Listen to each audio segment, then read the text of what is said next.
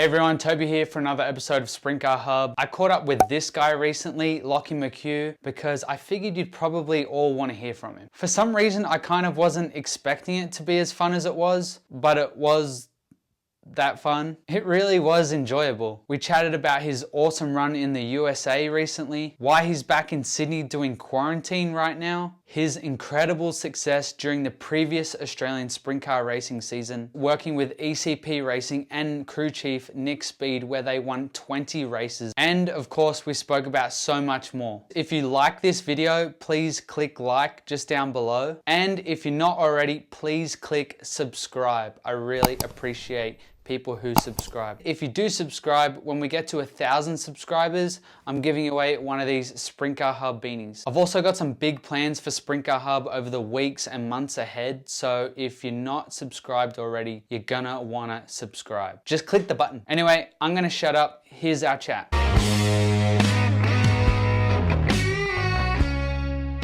Lockie McHugh, you're back here in Australia and in quarantine.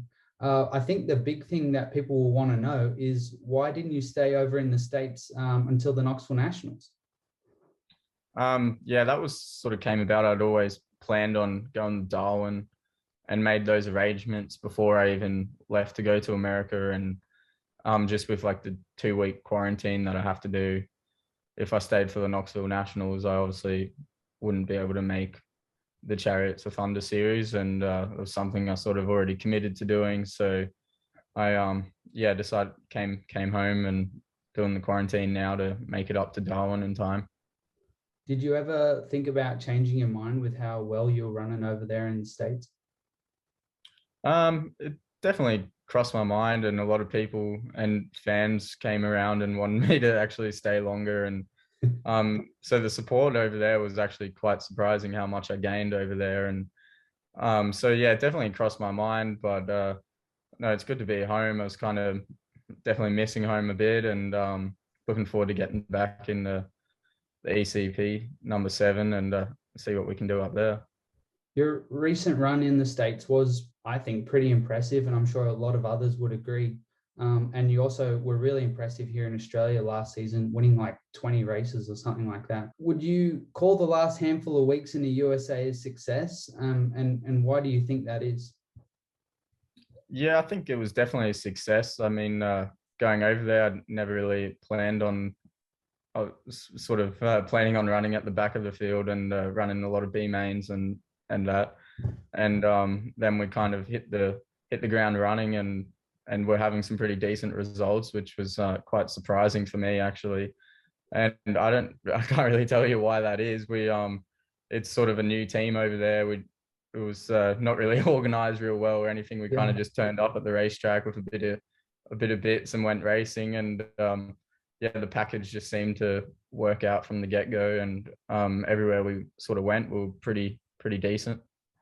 Yeah, that's what it looked like. And that's what kind of my next question was when I went over and raced over there in 2015 and 2016 in California, I found it really tough to make a name for myself. And, it's kind of like an unsure thing where you got to make sure you're with good people and in good equipment so that you can give yourself a good name over there to hopefully build a career in the sport. Was there any part of you that was a bit nervous of how it would pan out when you're going over there? Yeah, for sure. Like I know, first impressions are pretty important in everything in life, and so my first run in the States was definitely going to be important for my future over there. But I was just kind of keen to get over there and gain some experience to improve my racing back home as well, and that was my main goal the whole time in going over there, and just more laps sort of under my belt. But yeah, definitely had to work hard at it. It wasn't like driving over here and racing so often, and we probably were down on crew. I just had Gravy sort of helping me most of the time, and I was actually crew chief in the car myself and driving it a lot of nights, which I don't claim to be a crew chief. I don't know what I'm doing most of the time. So that was a cool experience too, kind of actually learning the technical side of things a bit more than probably what I've known in the past. And I never really wanted to know too much about it in the past, but I kind of had to learn pretty quick over there what I needed to do.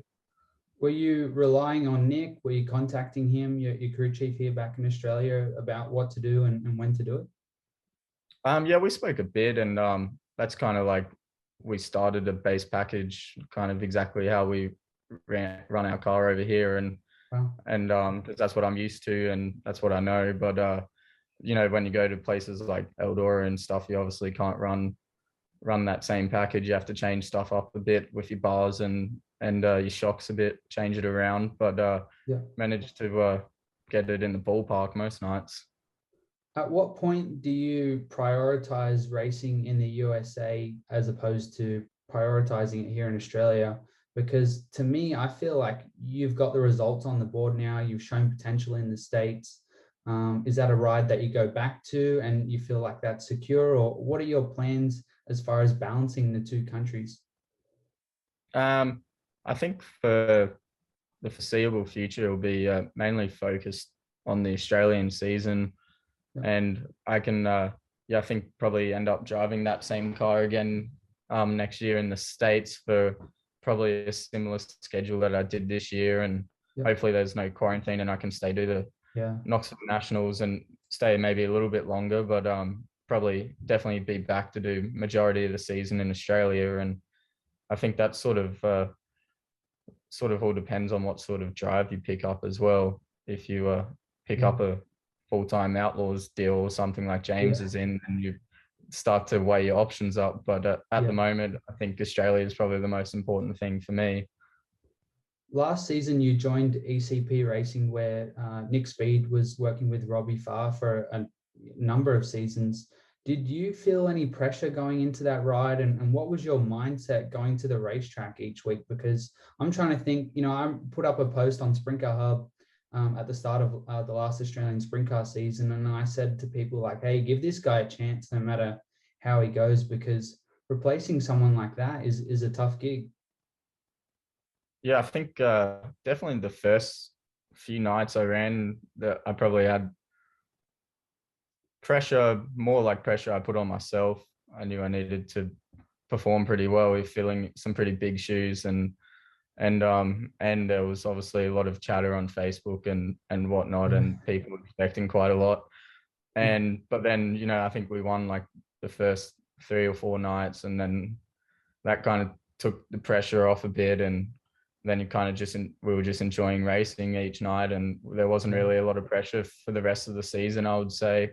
And I think when we came down to do that little southern swing, there was not just myself, but Nick wanted to go really good down there as well. So we kind of had a bit of pressure on ourselves to run good down there, and which I think we ran pretty decent when we came down there as well. So that was good. And then yeah, after that it was kind of, I guess we didn't really have like to feel like we had to prove anything each night or anything like that. We kind of just went out and did our thing and ended up where we ended up, sort of deal.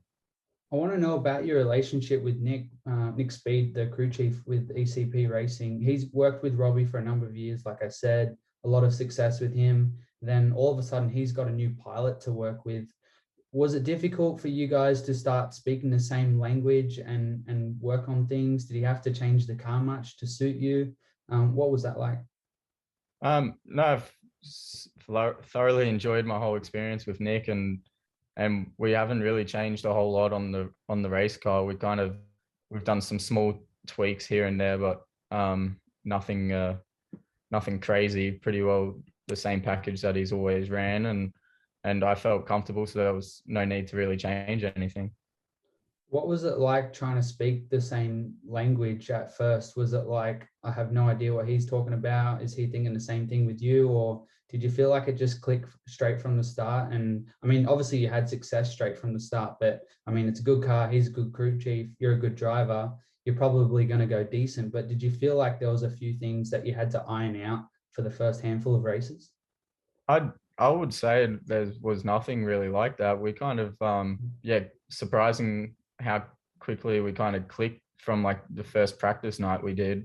Yeah. And yeah, just kind of kept the ball rolling from there. And most of the time at the track, we don't even really talk much about the car or how it's going. We just kind of just have a laugh and stuff. And he just does what he sort of feels like he needs to do. And I don't really say a whole lot most of the time. If I feel something now and again, I might say like it's doing this coming into the corner or Yeah. whatever. And that's probably the biggest thing. Every time I have actually said something, Nick's said, "Oh, that's what I was kind of seeing as well," which is refreshing. I've worked with people in the past, and you come in, you're like, "Oh, I'm feeling like this," and they're like, "Oh no, I was seeing something completely different," and Yeah. it kind of yeah, kind of screws you up a bit. But yeah, we were always on the same page, which was pretty cool, and I think that's probably what added to the good run we had. We were never contradicting each other or anything. What's the next step for Lockie McHugh? Because you know, it's a good ride that you're in right now, the ECP deal. Is that a long-term thing? Hopefully you can work out something that's longer term in the States. Do you have like work commitments? Because I mean, we're around the same age. I'm thinking like, does this guy have a job? You know, where's he at? Yeah, well, I sort of before COVID, I was going to uni sort of full time and working like a casual job. I was at PWR actually building the radiators for quite a while, for a couple of years up there, and then COVID sort of started and uni shut down for a bit, and I sort of picked up the ECP drive, and so I never ended up going back. So and obviously it went off to the States, and it just kind of seemed like it was too hard trying to balance both things at the same time. So I kind of put all my energy into racing. And last year I was still just working. I was working a full-time job actually during the week at a Yep. friend's business. He was short staffed, so I was helping him out. Yep. But yeah, I haven't really got much plans now. I've come back from the States with work wise what I'm doing. So if there's something interesting come up, I'll definitely do it. Otherwise, I'll just focus on the racing for the moment, I think. I never got to that level where I had to kind of make the choice. I stopped racing, I feel a lot, you know, a few years before that. But is like, what's your mindset? It must be a bit of a nervous sort of situation, but obviously you're going really well with racing, and that's why you're sort of taking the leap. But are you nervous, or you feel like you've got enough to fall back on, or are you very confident with the racing side of things?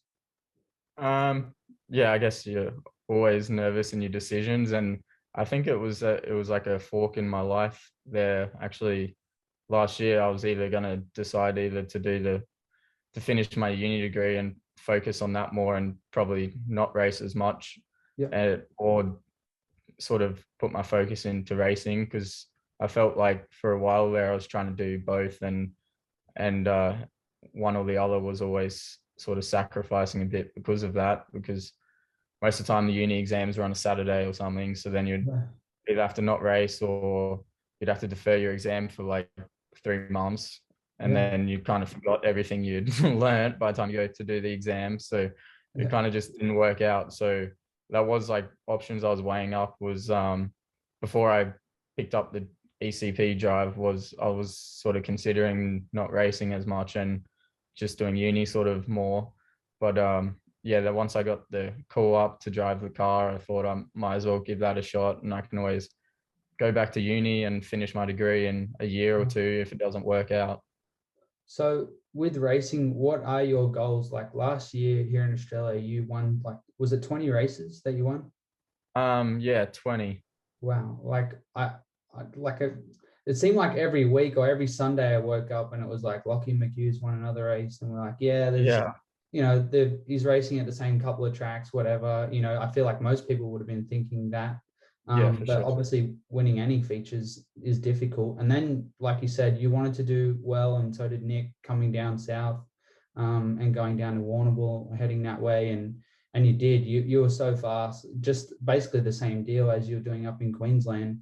But what are your goals from having done that last season? What are your goals now this season? Do you just want to keep winning races? Are you guys going to hit the road a little more? What's your plan with where you're going to be at, and what are your goals for that? Yeah, well, last year the only reason we raced at Queensland so much was because we were restricted to kind of only race there with the whole border deal and everything. So hopefully this year it's opened up easier, and you know, like sort of the crown jewel races are back, because the Australian title and the classic and Yeah. those sort of races, and they're sort of probably my goal is like to run good at those bigger sort of races, and we definitely want to probably travel around a bit more if we can this year, just depending on how the restrictions are and whatnot. You know, it just seems to be changing every week, but yeah, that's definitely, we want to come down and do some of the racing at the new Sydney track if that when that gets going. Yeah. So yeah, we're sort of not really locked in to do anything in particular. It's sort of just if we feel like racing somewhere one week, that's where we'll go, sort of deal. We're not going to sort of lock into a full-time series or anything, I don't think. Yeah. What are your goals for yourself? Like, where do you feel like you can improve? You've just had a, you know, fair, like a decent stint over in the States. And you've had a bit of experience now. You've been racing for a few years. You're in your mid-20s. Where do you feel like you need to improve having done that racing now? I think it's all like, even though I've done, I think 5 seasons now in sprint cars, like I'm still learning every time I race, and that's just comes down to doing races. So yeah, it's a matter of just keep my ass in the seat as much as I can, and learn every time I go out on the track. I don't think there's any one thing in particular I need to improve on, just try and overall pick up my game. Don't forget to subscribe to the Sprint Car Hub YouTube channel. You can also find Sprint Car Hub on Facebook, Instagram, and Twitter. Thanks for watching.